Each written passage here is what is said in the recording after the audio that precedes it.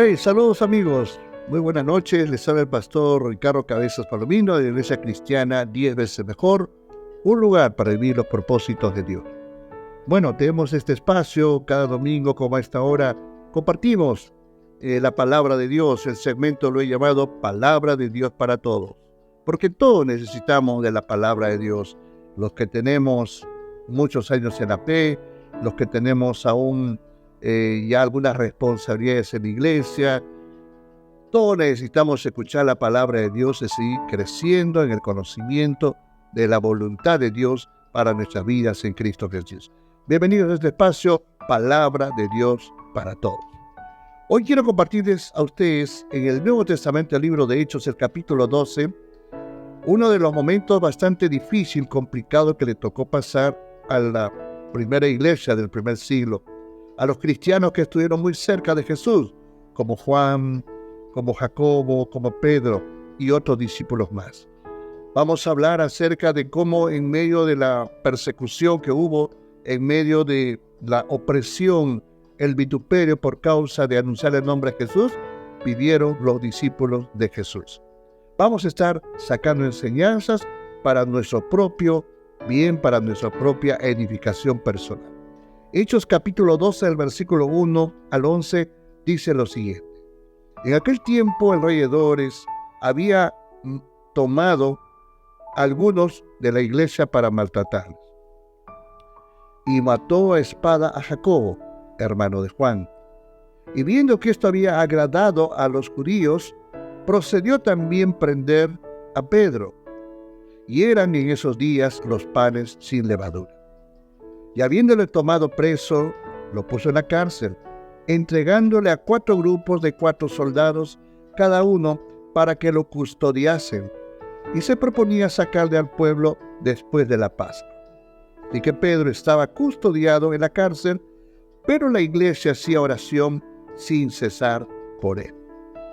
Y cuando Herodes le iba a sacar, aquella misma noche, estaba Pedro durmiendo entre 2 soldados, sujeto con 2 cadenas, y los guardas delante de la puerta custodiaban la cárcel.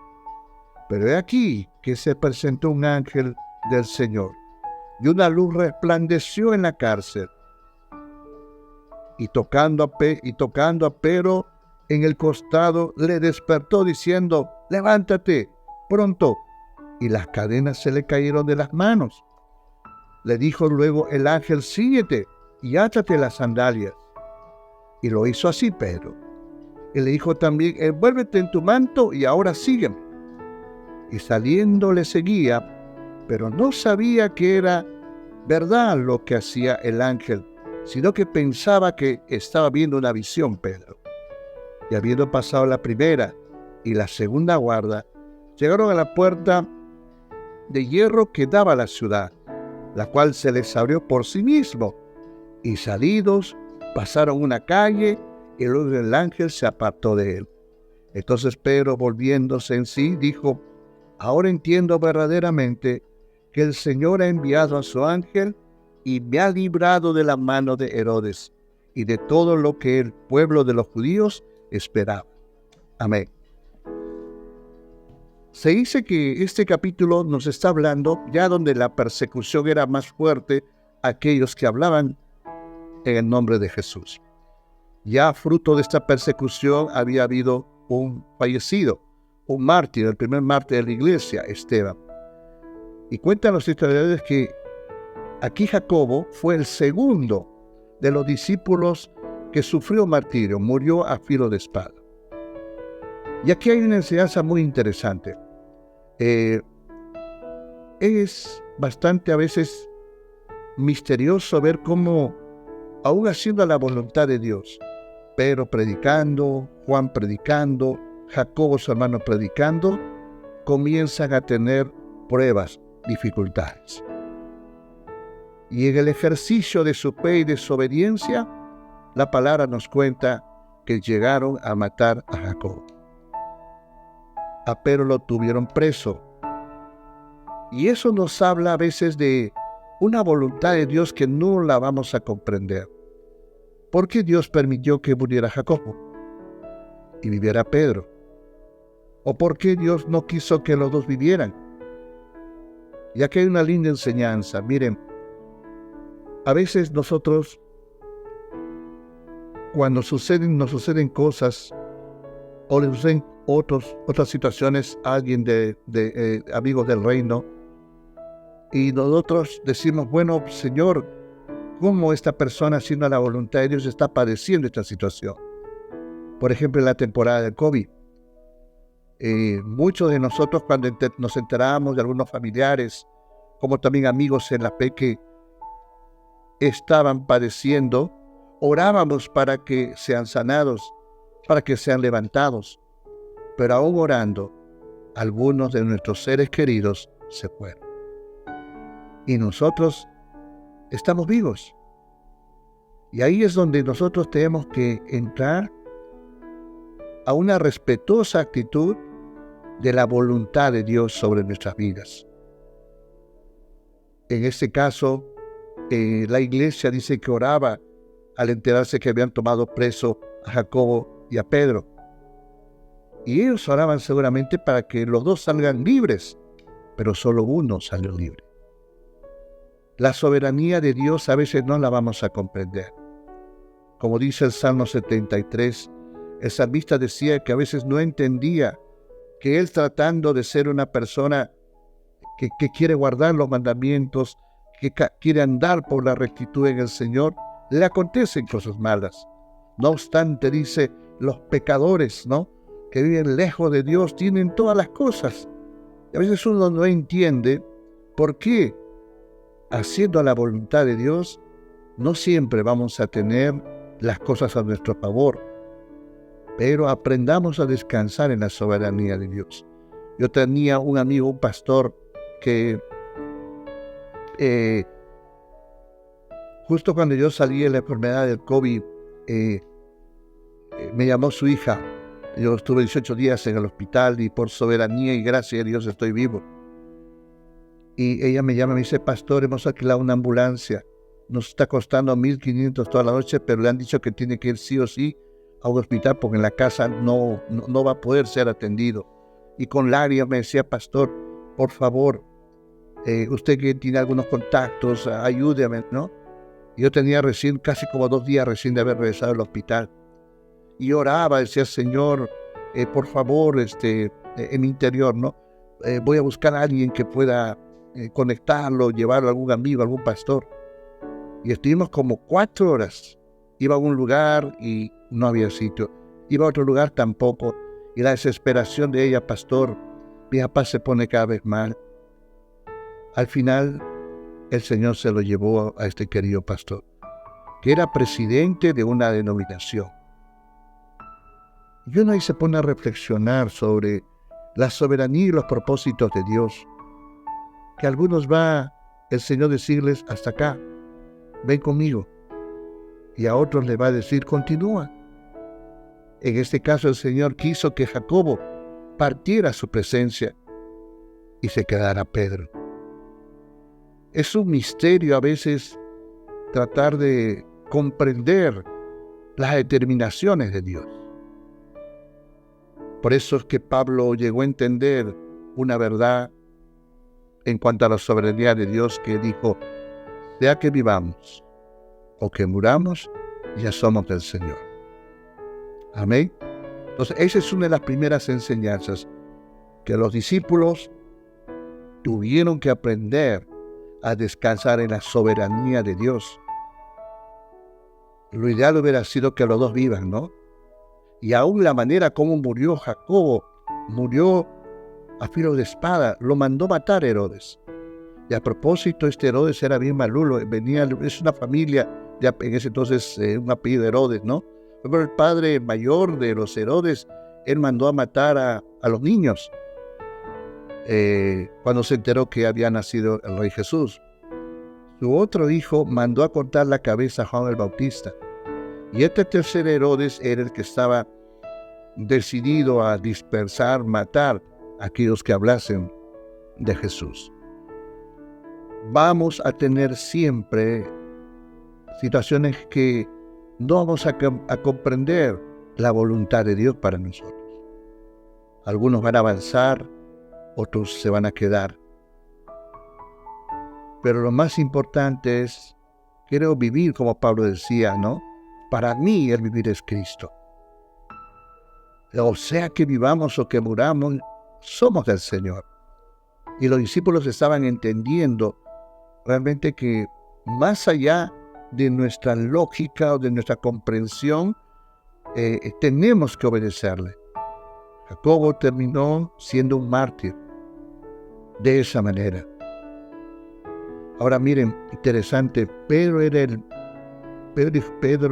Juan, Jacobo eran gente que había alcanzado cierto renombre en la fe cristiana en ese entonces. Y miren, aún teniendo renombre, el Señor quiso que ellos padecieran. Y eso debe quitarnos en nuestra mente de que el hecho que tengamos dones, que tengamos ciertos cargos en la iglesia, cierto reconocimiento, no significa que seamos intocables. Dios es soberano, es súper soberano. Él a quien quiere da vida, a quien quiere le dice hasta acá nomás. Esa es una primera gran enseñanza. Los discípulos en el tiempo de la persecución aceptaron vivir de acuerdo a la soberanía de Dios.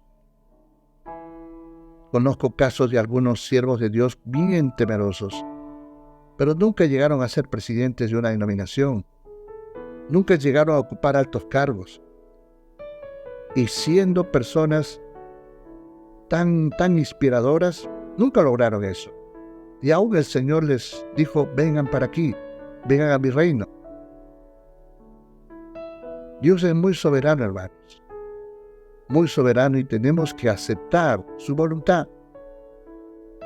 Si algo Dios no nos permite alcanzar, no necesariamente significa que no somos aptos para el reino o estamos descalificados.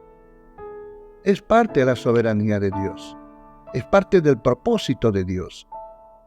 Nuestra fe y agradarle al Señor no depende de la perspectiva que a veces tenemos tomando en cuenta lo que es el logro o el éxito. Los logros son parte del propósito, fruto del esfuerzo, el compromiso, pero no determina que seas probado. No va a determinar que el Señor te permita, tal vez algunas cosas no lo vas a ver, no lo vas a conseguir. Pero eso debe de quedar a un costado. Y como Pablo decía, sea que vivamos o que muramos, somos del Señor. ¿Cuánto dicen amén? Amén. Otra enseñanza interesante. En ese entonces, esta persecución se acrecentó, porque en la primera persecución, los que mataron a Esteban era el mismo pueblo judío, motivados por los sacerdotes, los fariseos, ¿no? Que estaban los saduceos, que ellos no creían en la resurrección. Ellos eran los que perseguían a los cristianos que estaban hablando que Jesús era el Mesías. Pero se acrecentó ya en este capítulo alguien más que hizo que la persecución sea más complicada, más difícil y de riesgo. Y entró la política. Herodes entró a tratar de poder sumarse a hacer desaparecer a los cristianos. Y no nos debe de sorprender, hermanos, que hoy en día también vemos un escenario donde cada vez más las ideologías políticas están no tomando en cuenta a Dios en sus agendas de gobierno a nivel mundial. Y la persecución en cuanto a la fe, a la libertad, está teniendo sus restricciones. Vemos como países en Europa, en Estados Unidos, donde por causa de la fe, ¿no?, prohíben que alguien use, digamos, una polera con un logo de Jesús, o puede estar una mujer orando frente de una clínica de abortos. Estamos en un escenario, creo yo, yendo hacia la persecución. El escenario se está dando así. Cada vez más las naciones se rebelan contra Dios. Quieren vivir sin la ley de Dios. Y la persecución, creo, que va a ser más creciente, y va a tener tal vez su mayor fuerza para los que vienen, para los jóvenes, para nuestros hijos, para nuestros nietos. Y tenemos que enseñar a la iglesia, especialmente a los niños, adolescentes y jóvenes, no solamente a guardar la fe, no solamente a vivir la fe, sino a defender la fe y a morir aún por causa de su fe en Jesús. Los tiempos, recuerden que una vez que la iglesia sea arrebatada, se va a desatar el anticristo y va a haber persecución.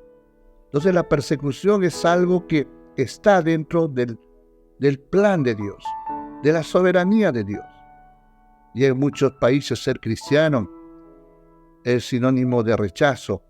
Nosotros tenemos un joven misionero en Afganistán, en Nazarí, que fue musulmán, formado, su familia, pero tuvo encuentro con Jesús por medio de un sueño. Y fruto de ese encuentro con Jesús, él ha experimentado un nuevo nacimiento. Y hoy día casualmente en la iglesia pasamos un video saludando a los hermanos aquí en el Perú, a la iglesia. Y él me dice, mi hija sabe inglés, entonces él también sabe, entonces nos cuenta lo difícil que es ser cristiano. En esos países musulmanes hay una organización, ISIS, que tienen una autoridad en poder del gobierno para perseguir a aquellos infieles, les llaman a los que optan por otro estilo de fe. Y eso me hace pensar realmente que la persecución va a comenzar a crecer.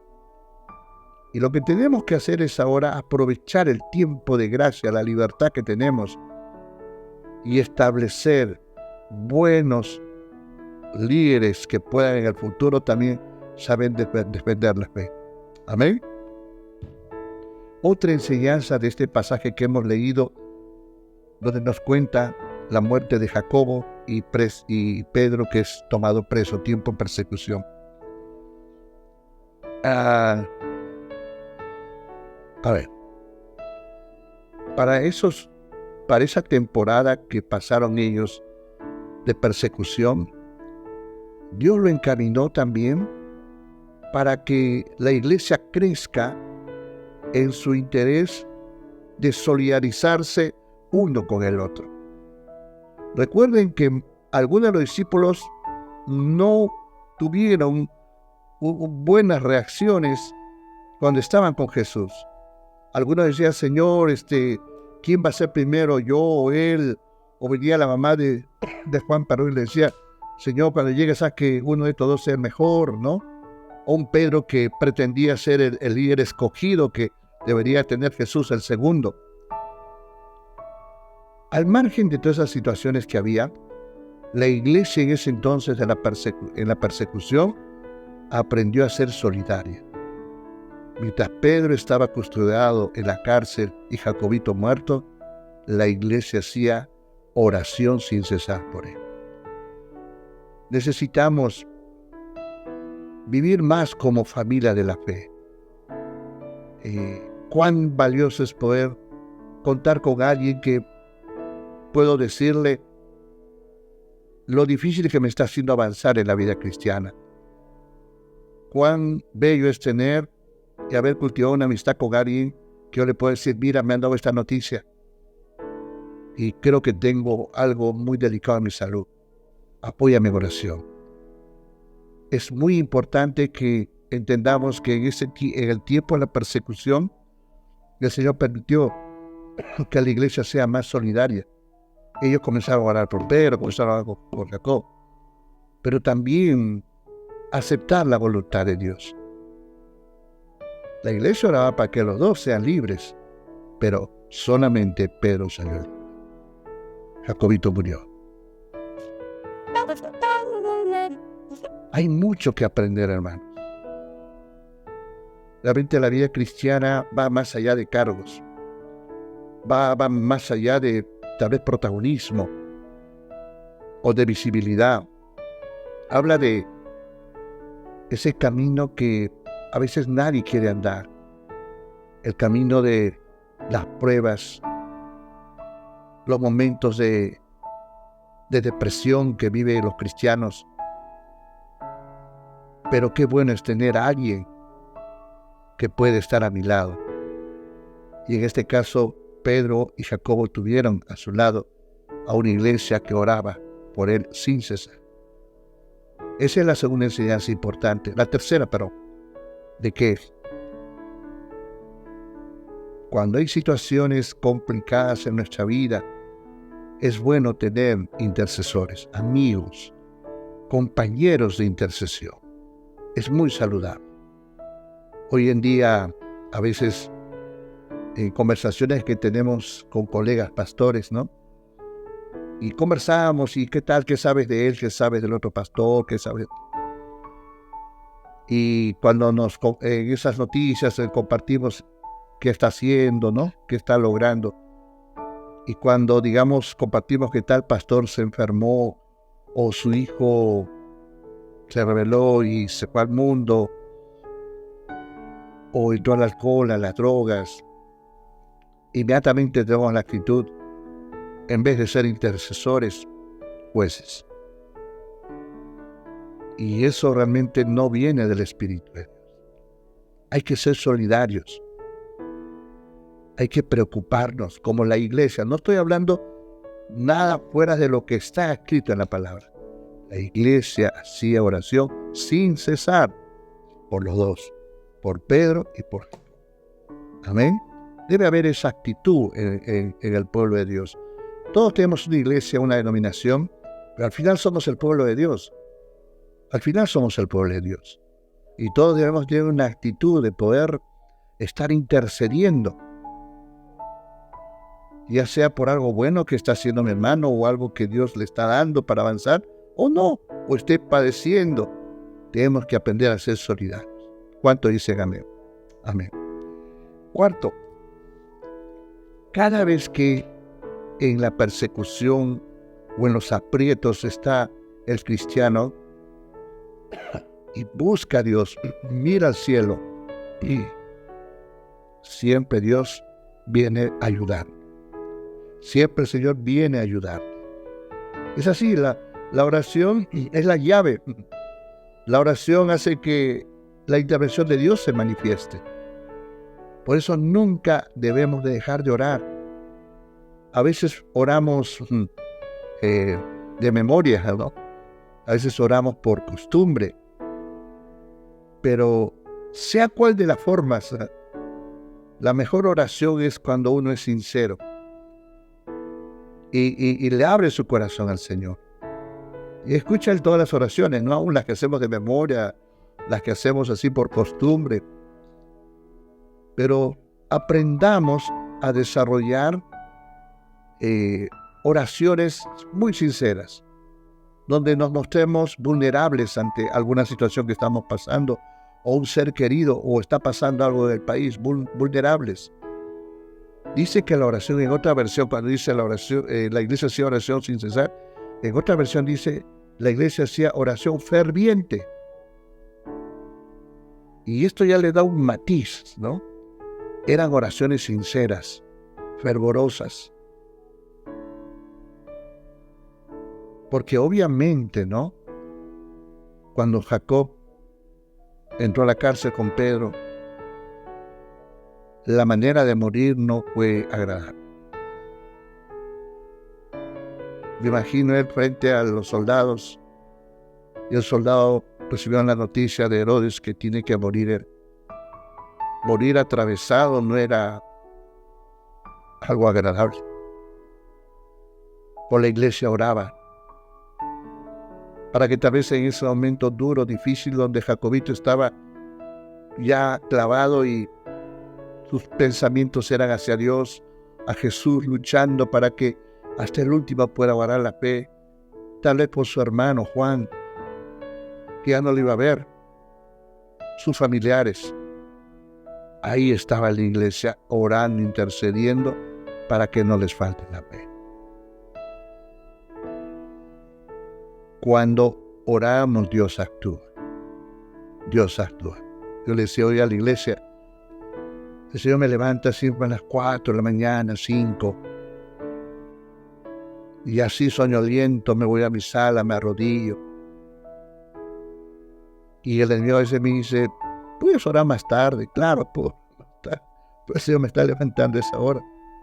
Y me pongo a orar por mi familia. Ese es el enemigo. Se pone a mi costado, simbólicamente. Ellos están durmiendo, tú estás acá despierto, con frío de rodillas, orando por ellos. O estoy orando por algún hermano, el Espíritu me dice, esta persona no vale la pena, ¿para qué vas a orar? Más allá de esas voces, tenemos que nosotros pedir al Espíritu Santo que nos enseñe a interceder, orar, para cualquier situación que nos acontezca o esté aconteciendo, pero a nuestra familia o al cuerpo de Cristo. Así en oración ferviente, y esa oración ferviente tocó el corazón del Padre. Es como cuando un niño, tú como niño, que me pasó situaciones y una situación tan difícil, el Padre se acerca, corre, lucha, te abraza.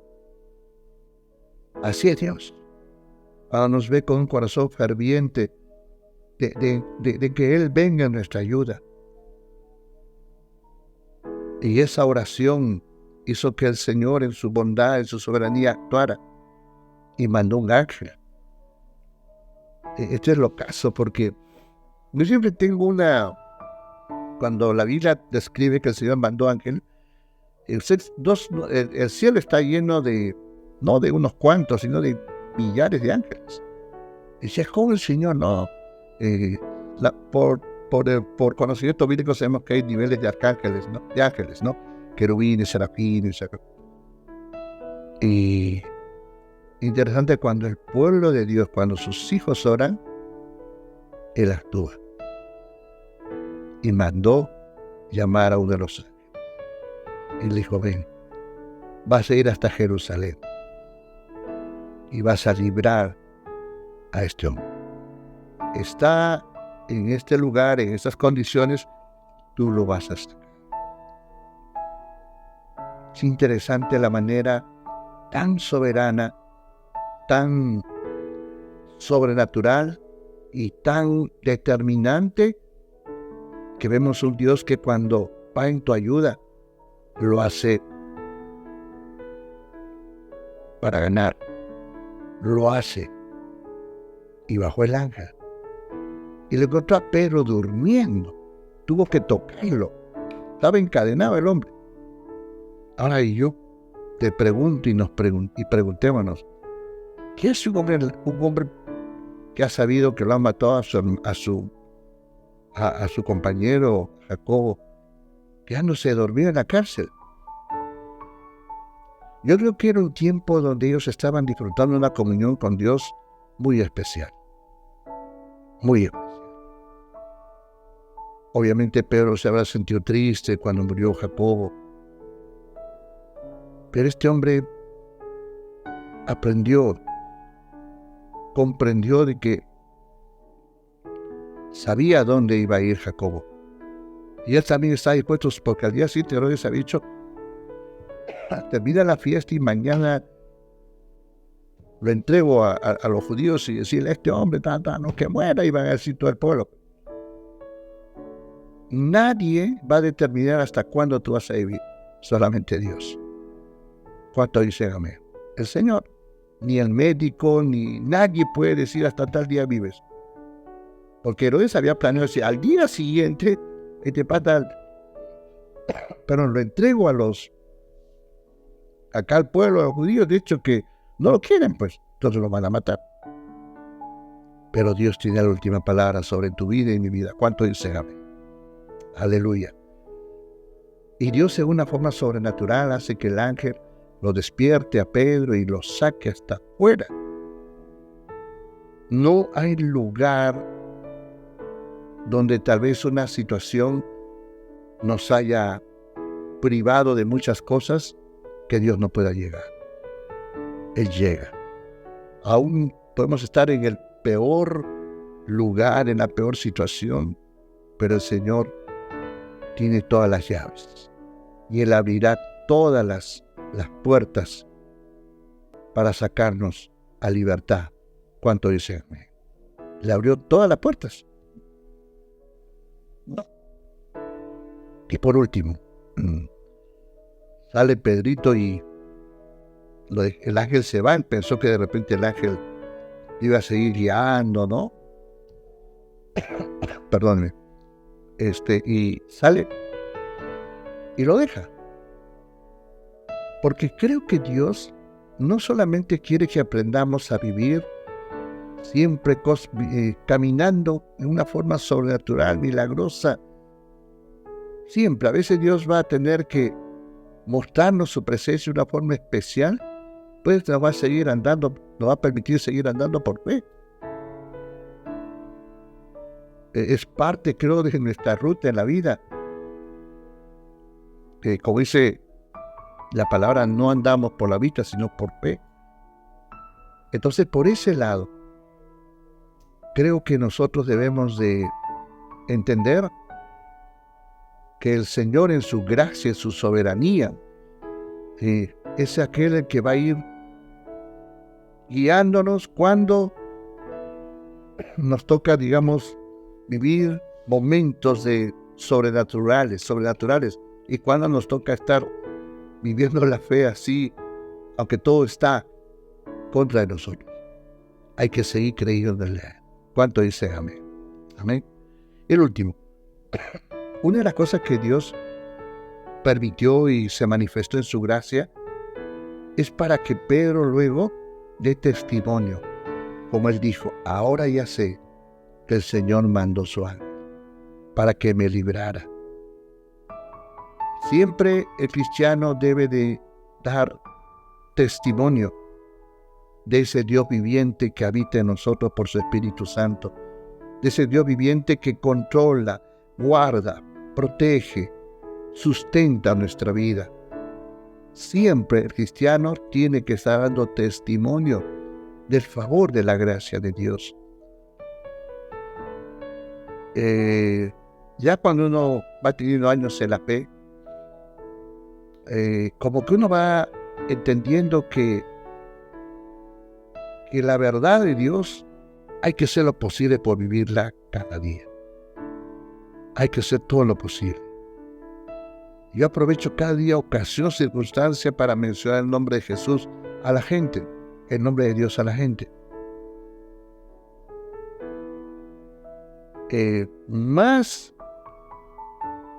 creo trascendente es hablar de Jesús a los que no han oído que a los que ya conocen. Esta semana el Señor por fe creemos que nos va a regalar vida.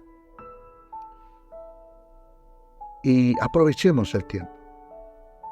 Pongámonos a su disposición. Decirle, Señor, esta semana estoy listo. Carga con un folleto, carga siempre un Nuevo Testamento. Ponte al servicio de Dios.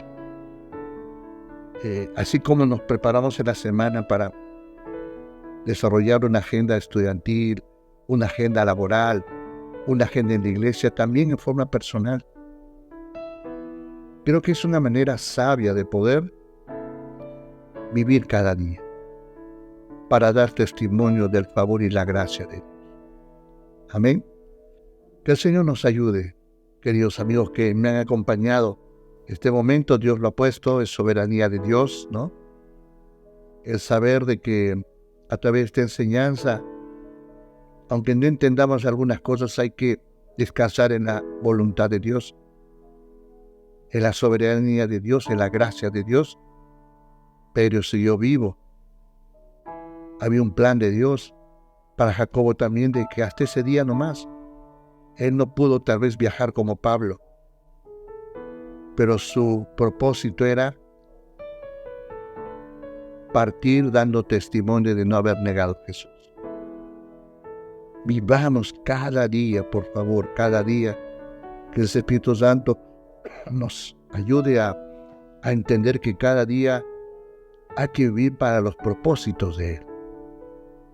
Segundo, la persecución va a ser parte de la vida del cristiano, y nosotros que estamos en este tiempo mirando y leemos lo que está pasando en el mundo, la persecución se está dando.